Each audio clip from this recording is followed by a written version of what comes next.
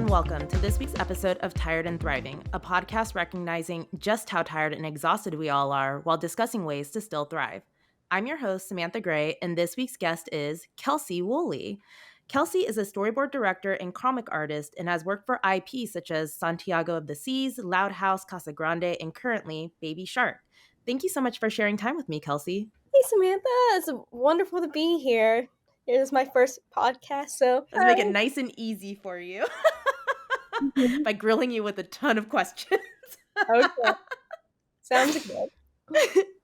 So I want to start off with what started your path into art and animation. I just grew up with cartoons and loved animation, loved the Disney films. My mom always joked at me, my twin sister, we knew how to work the VCR before we could learn how to walk or crawl or talk, because we knew how to rewind and play our favorite animated films and Disney films. Oh my gosh. So it's just something that I always loved to do, and I love to doodle in class. Doodling helped me pay attention when taking notes in school and stuff. So, Mhm. so I didn't realize that I want to go into animation till high school. Well, Mm. before then, I actually kind of really wanted more to go into writing because I'm a huge bookworm. But yeah, in high school, I watched Meet the Robinsons, and for some reason that triggered something in me. I'm like, oh, Oh. this is what I want to do. This is great. And it's not even a film one of my favorites, but it's just something about that film triggered it. So after that, I started to dive into it. I drew all the time, did fan art, made little comics, and eventually went to the Savannah College of Art and Design in Georgia. So which Mhm. was the closest school with animation. I'm from Louisiana, so I mean, it's 8-hour drive, but that's still closer than Yeah. like Cal Arts or something. Oh, for sure, for sure. Well, since you talked about writing, like what kind of writing were you planning on doing? Like were you thinking script writing or novel writing or even like comic writing or Definitely more novel writing, and which is actually something I've started to get back into during since Ooh. had so much time off in the past year with unemployment and all.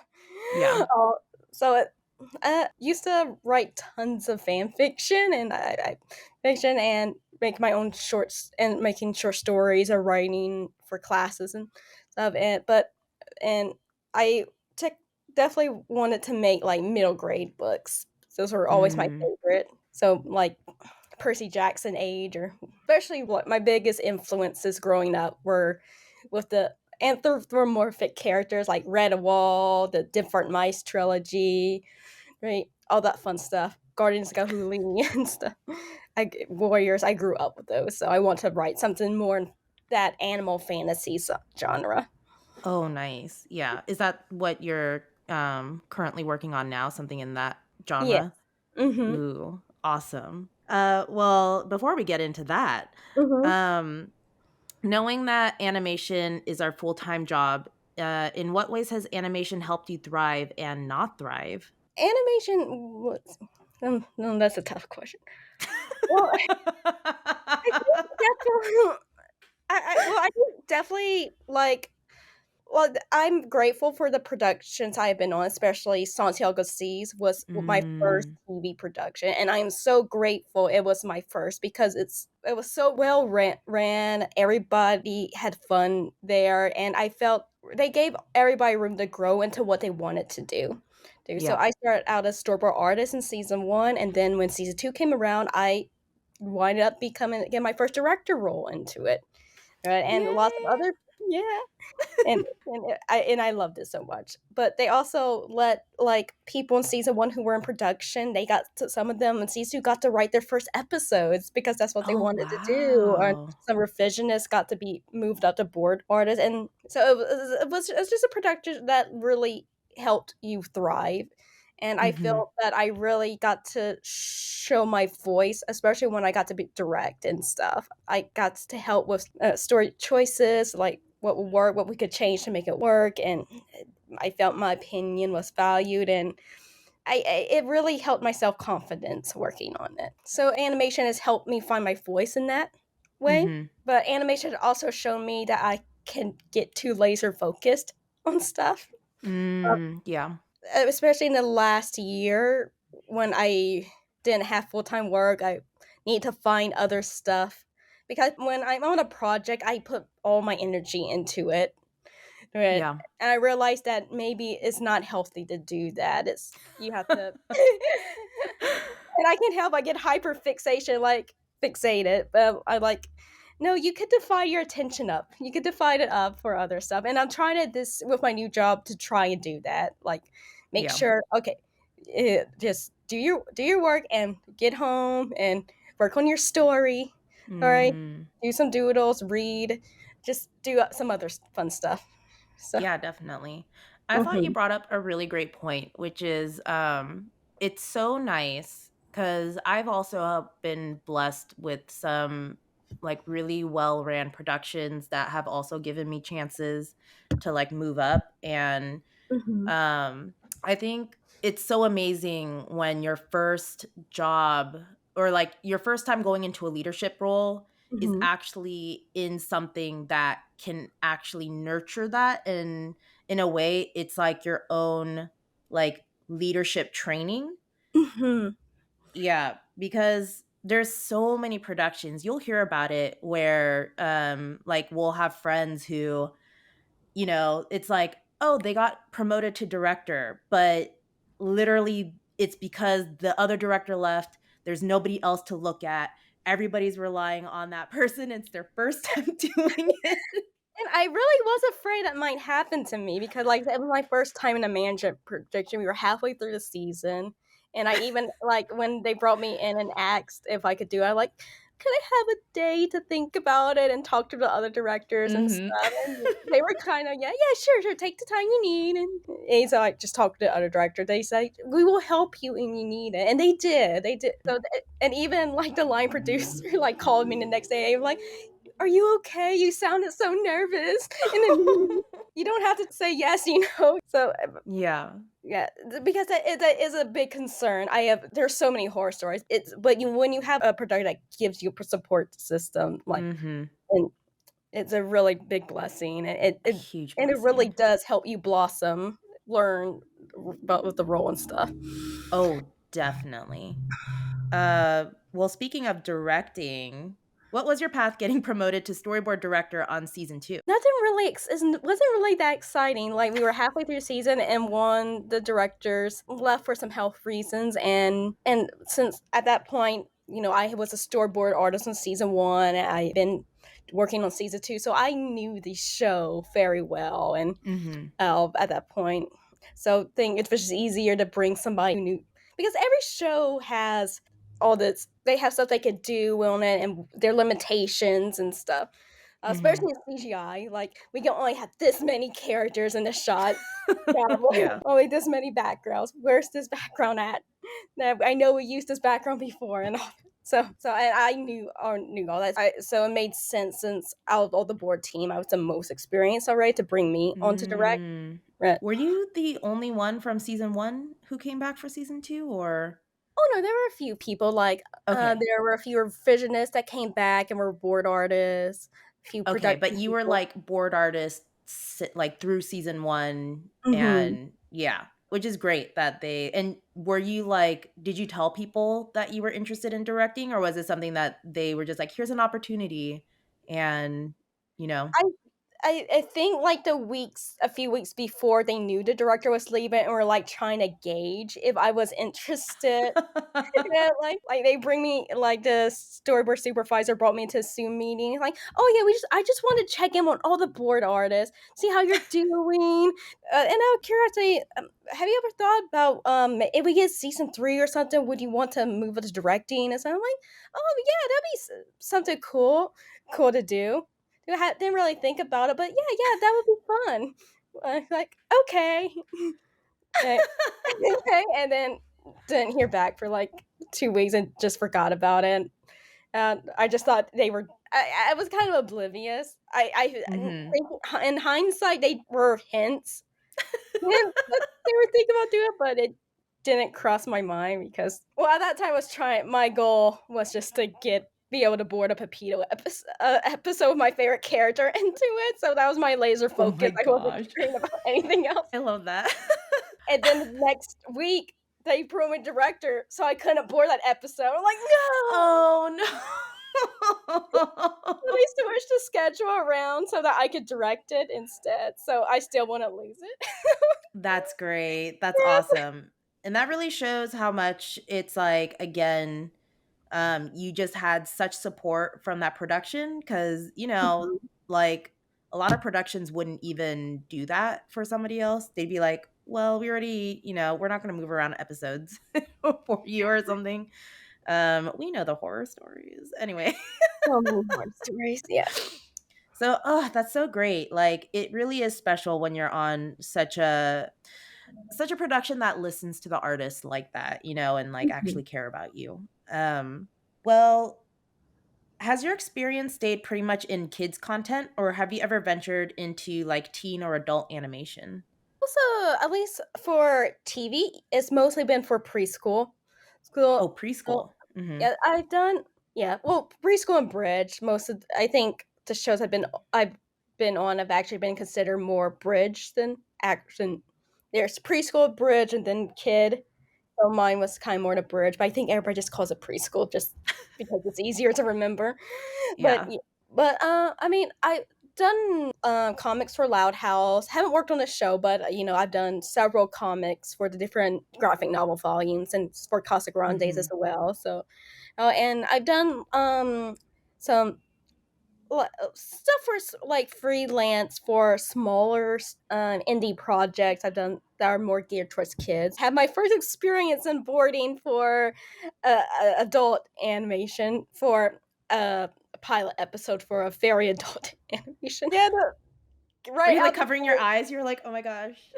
You're like, "This is so adult." definitely not preschool. Yeah. Just the first scene, like needs the censor bar in front of it. Like, but it was fun, and they did like it a lot. The people who have done mostly adult stuff, so they worked in, adult series, so Yeah. but I'm surprised that they reached out to me. I got connected with them through a friend of a friend, and they Mm, liked my mhm. work at work, so they liked how it turned out, and I'm like, "Okay, I'm glad." It was fun. It was different, but it was fun. So Yeah. hopefully it'll be out in the world for people to see, and don't judge me.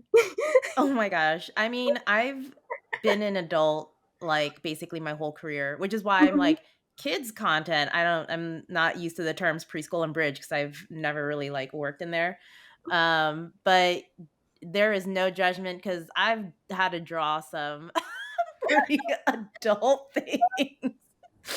Like from animation to storyboards, and it's just Mhm. funny to like go up to somebody and be like, "Oh yeah," like someone's like, "What did you do today?" And you're like, "I drew like an orgy between like all these different people." Like, yeah. I actually had a friend who first episode she had to board was like an alien orgy scene. Oh my god. That's definitely something to remember for your first episode you board up for a show.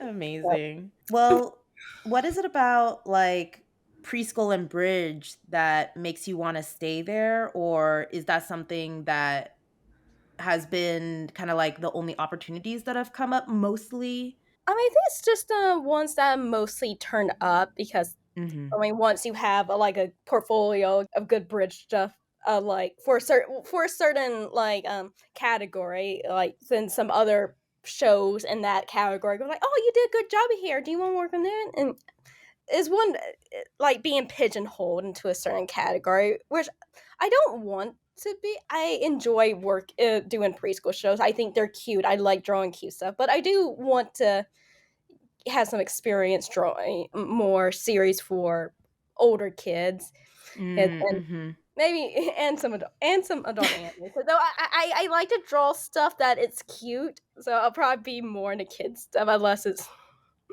I know. There could be adult anime with some cute characters in it, so I don't know. I'll make one with cute characters in it. Yeah. Be the I change that you wanna see. Yes, exactly. I just like if I could draw some I'm perfectly happy as long as the characters I draw are fun and cute to draw. Which production has currently been your favorite to work on and why? I'm definitely biased because it's gonna be Santiago. It's my first one, the most I had the most experience with.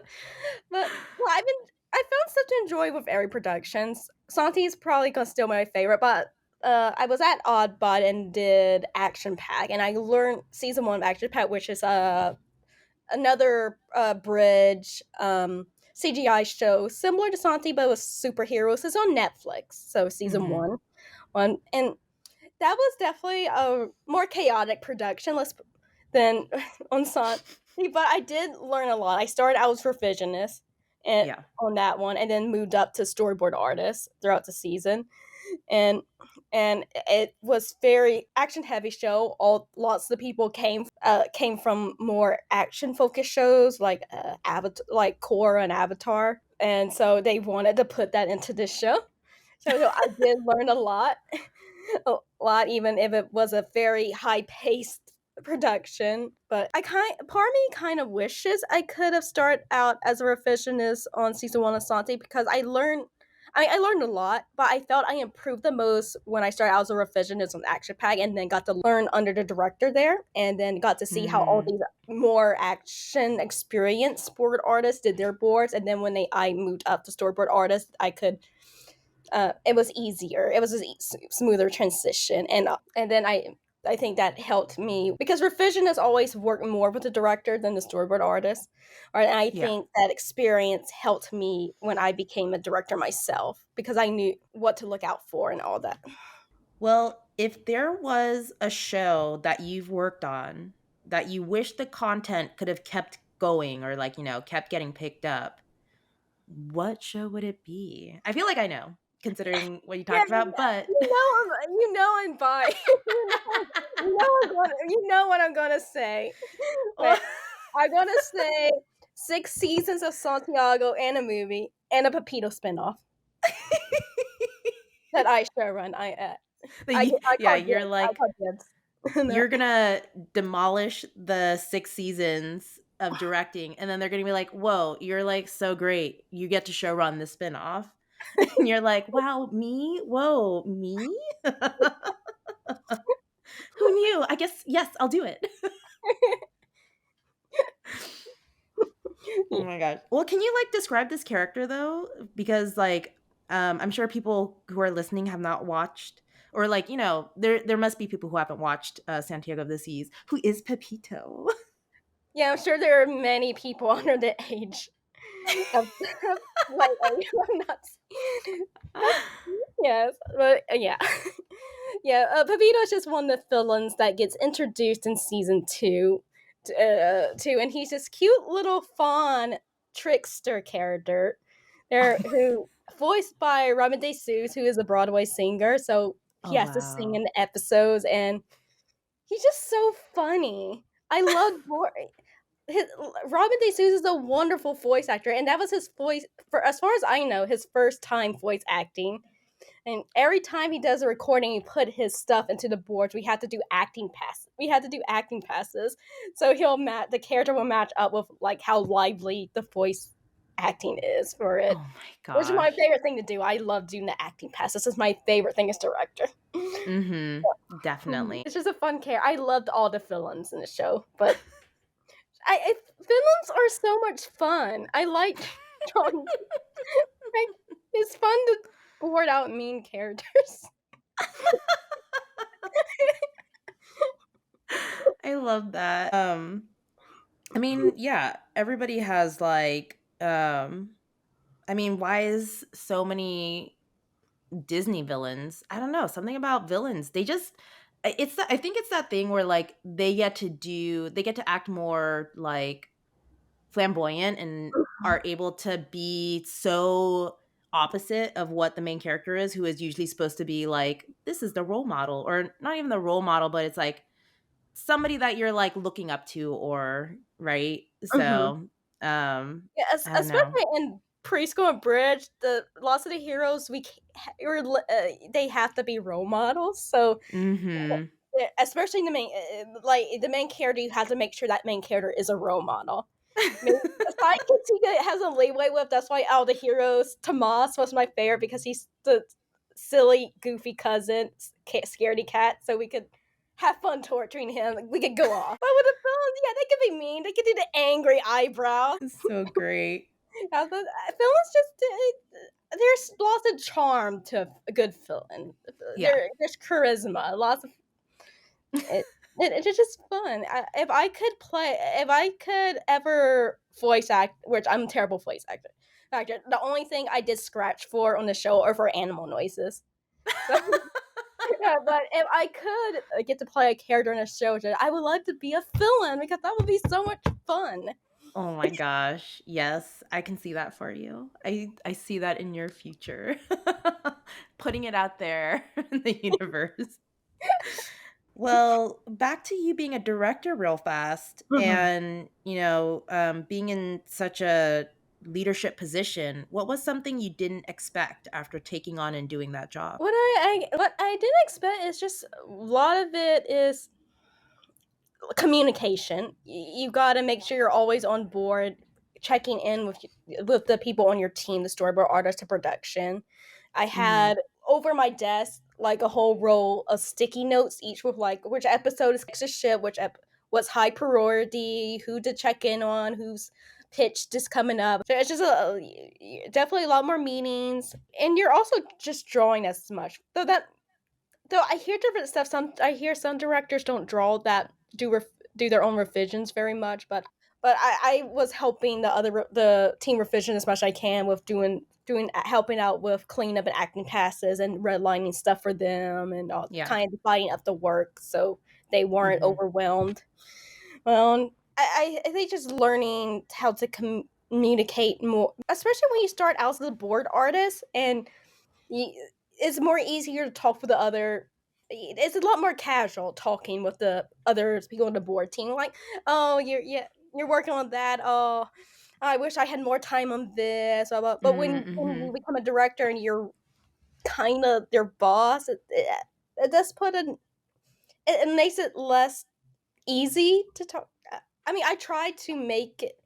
I try to keep it as casual as it used to be, but there is still kind of a new barrier Yeah. and was kind of hard to it was a it, it took some time to navigate that because you still had to Mhm. be stern when when you're trying to, hey, this is coming in, do you need help, please let me know you need help, please don't just not say anything, just let me know if you need and change the meeting or anything. Yeah. Yeah. Yeah, for sure. And that was probably toughest for me. I Yeah. guess like the older sibling is for some.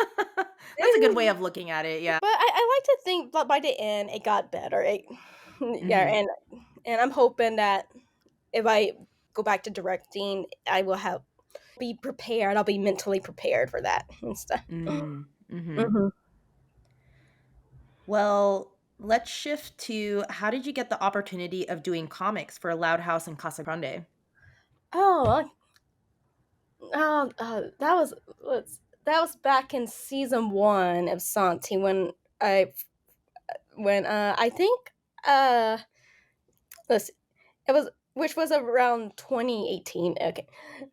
I think what happened was I already had some friends at Nick and they were doing the comics um and when they found out that and when I told them, hey, that was cool, I want mine doing get some comic experience, getting some extra money, spending money, and like okay, and they introduced me to the editor there at the time Ooh. Mhm. for paper cuts and I I think I oh it's I think I had to do like a little drawing test, like just make sure I could draw the character, Loud House characters. And after that, I started doing pages for them. Like every couple months, they'll send me email like, "Hey, you want to do this and then do this?" And like, okay, and and it's just been going on for the last almost 4 years now or five. Oh, wow. It Mhm. was like 2018. Oh, yeah, at least 5. No, thanks, but so I have like, I'm trying to look on my shelf. They send you free copies if you Oh my work on. gosh. So I have like 10 volumes. So at least I have 1 or 2 in each of them. So I've done. So I could draw the Loud House characters. So You're like, I'm really good at it. So, are they still making it? So you're continuing to do that? yeah, it's still ongoing since the show is still ongoing. Yeah. Yeah, but yeah, I actually just finished one for I think it's a Halloween special coming. Mhm. Well, it's going to be for a Halloween volume, and Yeah. so probably won't see it for a few months. But I did. I think I've done like 3 in the past year or Oh so. wow. Is So it like okay, so how do they do you know when they're going to send it to you, or is it more like, "Hey, we're like doing another, yeah, it's just random. They'll email yeah." me on the blue saying, "Hey, we have this 2/3 page comic. Would you like to take it?" I'm like, "Sure." And then they'll send the script, give me 2 weeks for roughs, 2 weeks for inks, and then 2 weeks for colors, Mm, and mhm. it's done. Wow. And yeah, and it's so interesting because, like, animation, the process is like either you're doing the roughs, you're doing the boards, but then you have somebody else doing backgrounds and you have somebody else Mhm. doing character design. Mhm. But with comics, you're doing all of it. Mhm. Yes, definitely different experience, different ball game.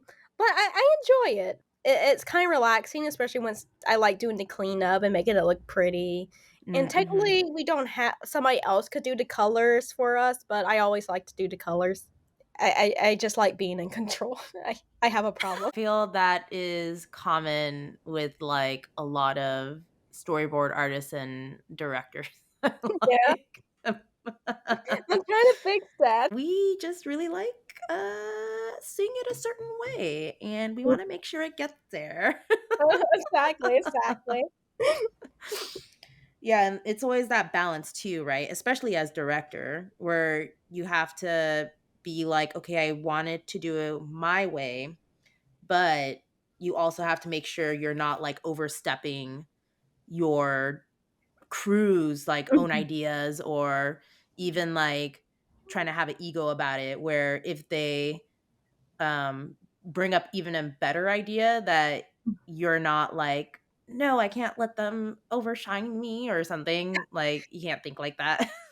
Yeah, exactly. I really tried not to keep the original artists' visions when doing vision of their boards and stuff. Mm-hmm.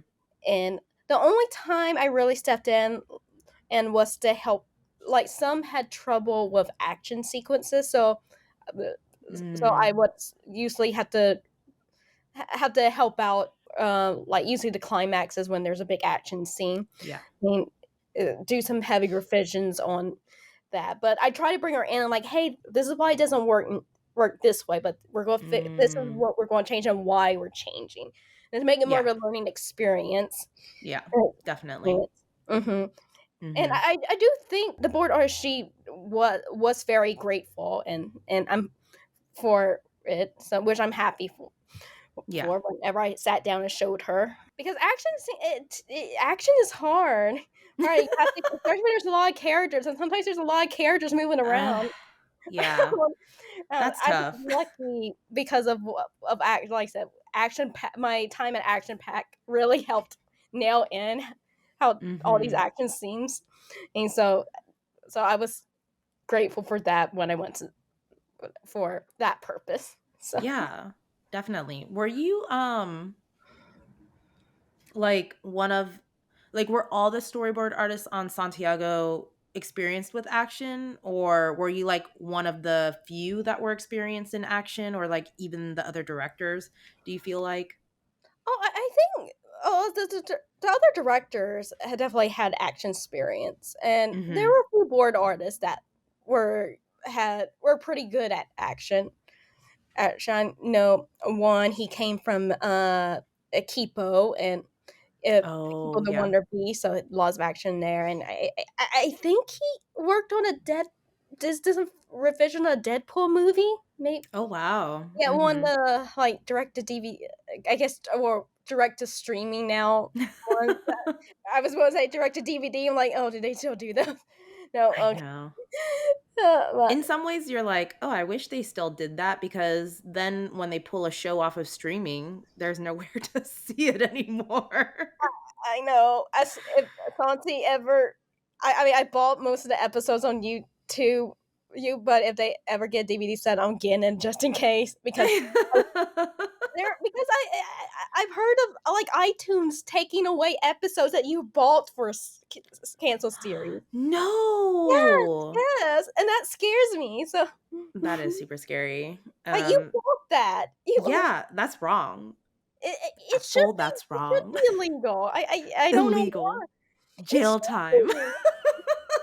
Jail for 1,000 years for taking Jail away for my 1,000 years. preschool episode That that I bought with my hard-earned money. I paid $2.99 for this HD episode of the that I boarded and directed on. It's my only evidence since there's no reruns ever. Oh, that's the worst. Yeah, I know. It's like we are entering this new age, and I really hope that it gets figured out of, how we're gonna be able to see content again that, like, won't just be gone forever once it's taken off streaming. Yeah, it's really scary. I mean, I know there are shows that are done, completely done. They were finished, and are just sitting on a shelf somewhere, and it will Mhm. probably be never see the light day, even if they're completely done. And Yeah.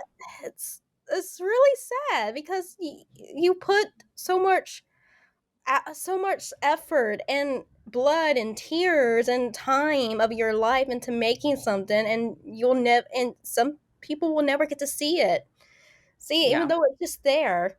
Like, it's yeah, I've been trying to collect more physical media because of the last 2 years of shenanigans with them Mhm. taking. Just to get, like, quote unquote, like, money back, tax write-offs and all of that, which is such it's criminal. It's insurance fraud, basically. You're Yeah. burning down a building for insurance. Yeah, yeah, Your own yeah. building. And Uh, you're, like, claiming it too. You're like, "I burned this building down. Can I get my insurance, please?" Injustice wouldn't Like. fly in any other industry. Nowhere else would that practice fly. Mhm. But but yeah, so it's sad, and it maybe there'll be a renaissance of physical media just because it does seem like people are willing to buy more. I've seen people start to buy more art, are Yeah. starting to buy more media again because Yeah. of I mean, but honestly, and it's like, if people already, and especially if you're a fan, if you're already Mhm, buying merchandise like plushies or, like you said, art, why wouldn't you want to buy the mhm, DVDs or, yeah, and especially if people are buying episodes, right? Like, mhm. give us something that we can keep. Yeah, at least let the crew have, like, copies of their series so they Oh, can yeah. I feel Hmm. that should be a thing, especially if you know they're never gonna air that series, like, at least let them have a piece of what they worked on Yeah. on Yeah, like it's like, don't give me your crew sweater. Put that money into a DVD. Although the making crew a crew sweater is nice. sweater. Sometimes they don't like, for Santi, we didn't get, like, we wanna we didn't get a crew sweater till, like, almost the end of season 2, and for our Oh, nothing in no season 1. We swag. didn't even get a party for season 1. Wow, Well, wow. most also because our episode premiered during 2020, so everybody was Yeah. locked down and Oh my gosh. I was like, because pandemic was, so much jobs were Mhm. upon us. So I, like, was working back to back. I think I worked 3 or 4 jobs during that time, and it just sucked being like, I can't even, meet up with my crew and say, "We Mhm. did it." Like, there's nothing that says, like, "You guys did it." It was like, no parties, No, like not even a little like meetup. It was just yeah, it's sad. It is. I was like, when 2020 hit, I had I started Action Pack in January. We had like 2 months together in the studio. Then we Oh all my had to go gosh. home. Go home. And And then um, just like see the screen and, yeah, yeah. But it was a nice 2 months seeing the crew, and then never seen her again. Aside from Zoom. Oh my gosh. Yeah. Well, on something that's on a lighter note, I Mhm. saw that you started volunteering at an animal sanctuary in 2023. What made you want to volunteer there and what was that experience like? Yeah, yeah. The name of this sanctuary is in Tarzana, California. It's called Safari, and I I first went to it. They used to hold like movie screenings where you watch movies with the goats and animals and like Disney films. What? Yeah, yeah. So the original name of it was Baby Goat Cinema. So that's what's and then before she changed it to more official Safari Sanctuary, and I went to see it was like their third screening of, and it was what was the Atlantis, Disney's Atlantis. So and that was like the end of 2022, and I loved it so much. I asked her, hey, do you need volunteers to help with the animals? And she's like, I haven't thought about that, but yeah, we could do volunteers. Oh my So in gosh. January, and then so January of 2023 or February, around I'm not it was never like the beginning. I asked her get it. She started reached out to see if I want to come and volunteer since she had an Instagram and stuff, Mhm. and so I started coming on Sunday mornings and with some other volunteers, and we it just there's lots of goats and pigs, a one-eyed Oh my horse. Almost all of them are rescues. Lots of god. Mhm. doggies, and all that. Now they have a peacock, and I think it's a rooster. I can or it's a The chicken. Depends. two most annoying sounds, a rooster and a peacock, honestly. Well, I have yet to hear them make a sound, but maybe they only That's do it when we're crazy. gone. God, Like but at my high school, the house that was like next to the high school had peacocks.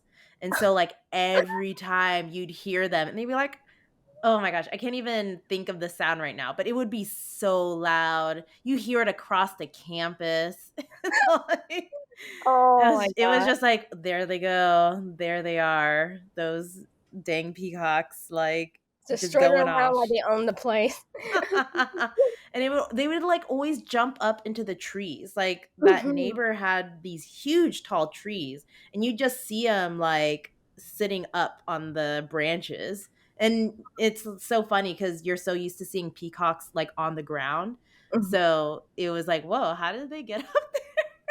It's like so funny. Yeah, I, I'm only seeing them walking around at zoos and stuff. This one stays in its little pen. It doesn't walk around yet. Oh, I'm still not mm-hmm. used to it, but I Yeah. see them jump pretty high at the zoo into trees and stuff. Oh my But gosh. yeah, so they do volunteer sessions both Wednesday and Sunday mornings, 10 to 1 p.m. And we Mm. just feed the animals, clean. We usually at least like 5 or 4 volunteers come, sometimes even more, Yeah. and then we always end the day with brush time and playing with the animals, cuddling with them. Oh, Yeah, so that's so and sweet. my favorites are definitely well, I well, my favorites are the goats, but we have some piglets now, and so it's hard to Oh beat the my piglets, gosh.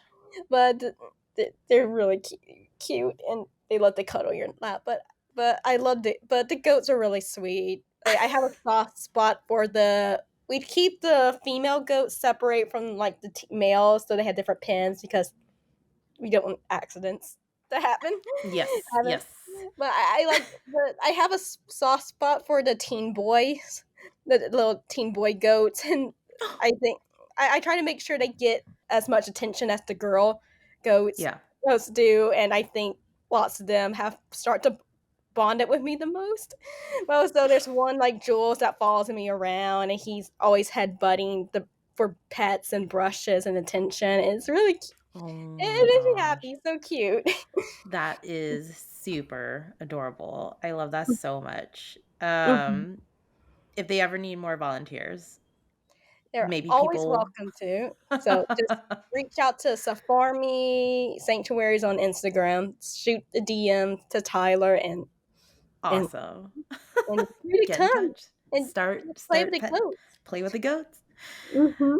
Well, is there anything recently or in the past couple years that you would say has been inspiring in your life lately that has got you feeling passionate and invigorated, other than volunteering for baby goats?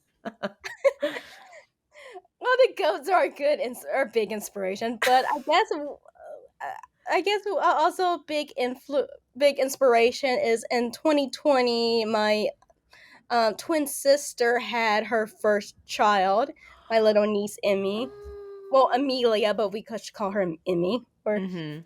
Or she's now 3, well, 3.5 now. She's been like 6 months since her birthday, and I see her during the holidays, and they do a video chat like every week, and she's such a sweet and funny kid, and she's gotten addicted to Pokemon just like me and Oh my my twin gosh. sister because she's been playing with all our old toys. So now she's obsessed. And I'm like, oh Oh, my gosh, fandom is hereditary. yes. Are you the only one that is, out here from Louisiana? Yeah, yeah, Did all my family's everybody? from Louisiana, so Oh, wow. yeah, Louisiana doesn't have anything in animation, so kind of no choice Yeah. but to. Yeah. But I mean, I like it here. I like it. I have lots of friends. I made lots of friends here, and there's always something that's new and exciting to do. But I do miss my twin sister and the rest of the family, especially my like this niece. And it's Yeah. like every time I talk to her, and it's a good reminder of like what we're working for in animation. Like most of our shows are geared Mm. for kids for her to make that she's going to enjoy and remember and have happy memories. Yeah. I mean, I want to create. I want to either draw or write stuff that I know will help her and make her have fun and be happy and stuff. Yeah. Something that she'll Well, enjoy. and that's like that sucks too that, as you said Santiago was taken down on Hmm? Apple or. Oh no! I've seen some shows that have been taken down. Oh, okay, okay. Thankfully, Santi is up there. Knock on wood, Okay. it is up there, and Yeah. hopefully will stay up But there for a while. oh good, cuz then you can show her what you've done and she can enjoy it with you. So, I tried to show her some episodes, but like in the past, like last year, but she was still in the oh, there's too much talking phase. you're like, "Okay, couple years. I'll just wait it out." I yeah, but I think she might be at an age now because she started to my sister in our last phone call. She's like, oh yeah, she's been sitting through episodes of Bluey and Pokemon, like full episodes. I'm like, oh wow, this is a big step up. Yeah, yeah. You're like, "It's time." You're Yeah, like, "The time is coming." crafting muscles. Okay, Yeah, yeah. time to do a marathon. All the ones I worked on. Stat. Let me get you on my I YouTube account. Help. So you can watch all my bald episodes. You're like, "Start showing her now." Yeah, and I'm hoping now that she's old, she's reached the age where she could actually watch some of this stuff. So, I mean, she did watch not Nickelodeon, not Baby Shark's Big Show, but she liked the YouTube video, the Mm. simple flash videos. Yeah, with just, Like, like, simply the songs rather than yeah, a simply story. the Mhm. song. But I'm hoping that she'll be able to watch some of the stuff that I've worked on that is bridge and is longer and has more talking and stuff. So Yeah. it's exciting that she's at that finally at that age where she can do, she Yeah, might be that's able to enjoy the awesome. stuff. Ugh, amazing. Well, okay, so we talked about animals, and I have a question about Mhm. animals, which is Is there a random animal fact you can tell me? Yes, goats just discovered coffee. What? Yes, there is a legend that in Ethiopia, the coffee plants were discovered when when a goat herder noticed that his goats were eating a plant that was keeping them energetic and wanting them to go to sleep, and that turned out to be a coffee plant. Oh So my the gosh. goats discovered coffee. So thank you. You could thank goats for caffeine that you drink every day. Thank you, goats. That's a really Oh, good one. Um, I love that.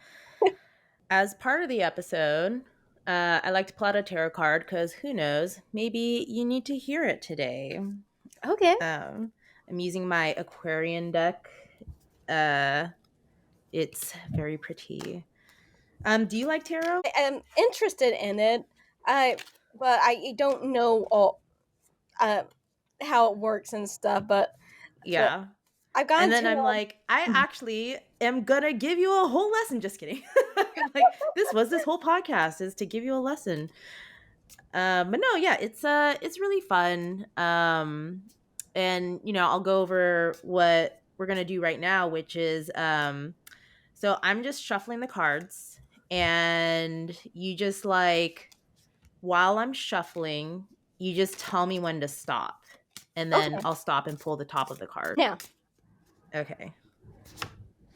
Ooh. So we oh, got the King of Pentacles. Oh yeah, let me show it to you. oh, If you want to describe the card.